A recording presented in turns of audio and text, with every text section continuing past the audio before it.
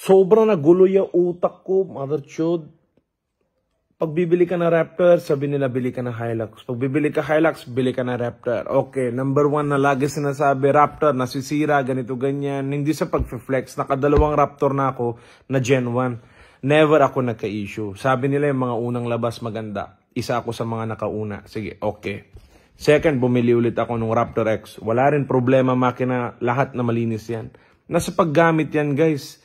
Kung nakikita nyo sa marketing, pinapakita nila, pinapalipad nila yung mga Raptor, isip na kayo, utak yan, pare. Sige, sabihin na natin, trail ready na yung Raptor. Trail ready na yung GRS na Hilux. Pero, kailangan mo pa rin ng mga minor setup para sa pang off-road. Hindi yung as-is na isasalpak mo na ng off-road na papaliparin mo na kasi nakita mo doon sa marketing nila, pinapalipad nila yung mga Raptor.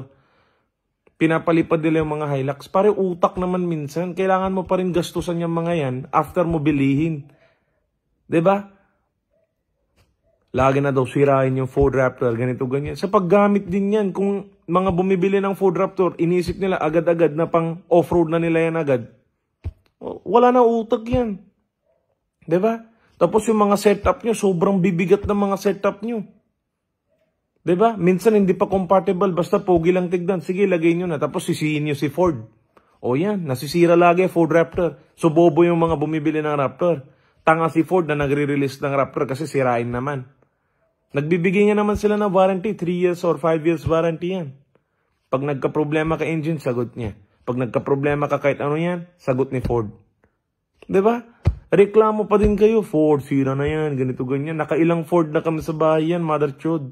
Hindi naman nasisira. Pero number 1, Honda pa rin the best.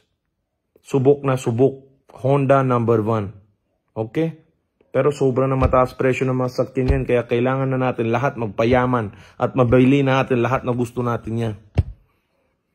Sa mga nag-aaway dyan lagi na wala na Ford Raptor, wala na Hilux, ganito ganyan, masira, ganito ganyan, pang matibay Hilux. Pare, kayo na lang bili yan. Hindi naman kami tanang suggestion yan eh.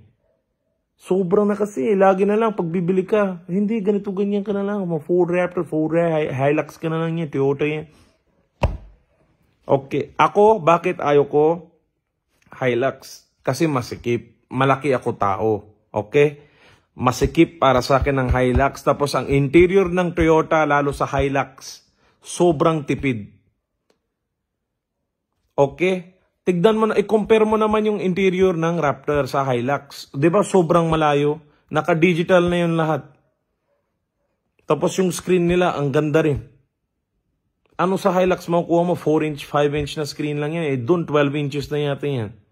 Sobra para ng iPad nakalagay doon sa harap na screen mo yan. 'Di ba ang saya nun? Ma-appreciate mo naman yung kotse sa loob eh. Sa labas, kahit anong papormahin mo naman, basta may pera ka, paporma, papugihin mo lang, paporma naman yan eh. Pero syempre yung comfortable mo sa loob, yun yung pinaka hindi natin ginagalaw, which is yung sa loob, nandun na kay Ford, na kay Raptor na, ang ganda nung sa loob niya. Yung Hilux, sobra na tipid lagi yung sa loob niya yan. Pinapapogi lang nila sa labas, tapos powerful na yan, sobra na, 4 million horsepower na yan, sobra na bilis. Okay, nasa Pilipinas ka. Mag-speeding ka lang, may ticket ka na yan. Tapos may aso na papasok. Sabihin mo, wala ka sa Super National Highway na NLEX, T-Plex, kung wala ka doon. Nandito ka lang sa mga local highway, bigla pasok tricycle. Anin mo yung power ng sasakyan? Bigla na pasok aso yan, bigla na pasok jeep yan. 'Di ba? Hindi ako galit sa mga jeep, tricycle, nakasanayan na nila yan. Ayaw nga nila iayos yung nakasanayan nila eh. Minsan sila pa yung matapang kasi jeep sa kanila, sa'yo bago nasakyan, pasok nila agad yan. Okay lang, bunggo mo. Wala na mawawala sa kanila eh, bakal yun lahat eh sa'yo. Meron na plastic, meron na fiber, etc. Sobra na yan, pare. Tapos yung isa na nag-comment kanina yan, eto, sabi niya, kaya ako hindi bumibili ng sasakyan eh, para wala ako sakit na ulo. Tapos ang reply ko sa kanya, cheap ka lang pare.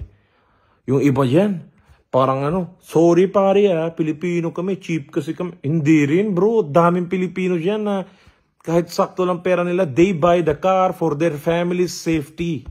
Anong classic mentality yan? Hindi ako bibili sa sasakyan para wala ako sakit ulo, mother chod. Siyempre, sinabihan kitang cheap yung mentality mo. Cheap yung thinking mo yan, mother chod. Anong klaseng mentality? Di ako bibili sa sasakyan kasi ayaw ko ma-stress. Cheap mentality. Bili ka sa sasakyan para sa safety ng parents mo, safety ng asawa mo, ng jowa mo, ng anak nyo. Ano ba yan na yung utak na yan? Hindi daw siya bili sa sasakyan? Kasi wala na sakit ulo daw? Ha? Talaga pa yan, pare? Sobra na.